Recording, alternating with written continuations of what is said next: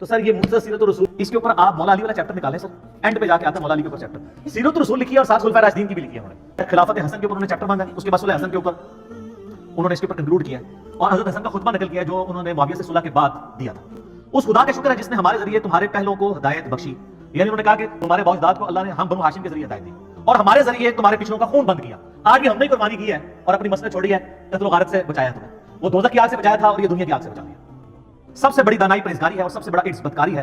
پھر میرے اور معاویہ کے درمیان جو اختلاف پڑ گیا تھا، قطع نظر اس سے کہ وہ حق پر تھے یا میں حق پر، میں امت محمدیہ صلی اللہ علیہ وسلم کی مصلحت اور ان کے خون بند کرنے کے لیے اپنے اس حق سے دستبردار ہو گیا ہوں۔ اور بخاری میں بھی حدیث ہے، میرا یہ بیٹا سید ہے، اس کی وجہ سے صلح ہوگی۔ اس میں امپلائڈ ہے کہ سامنے والا ہٹدرمی پہ ہوگا، نبی صاحب ہمارے اس کی وجہ سے ہوگی، یہ بھی پوسٹ چھوڑے گا۔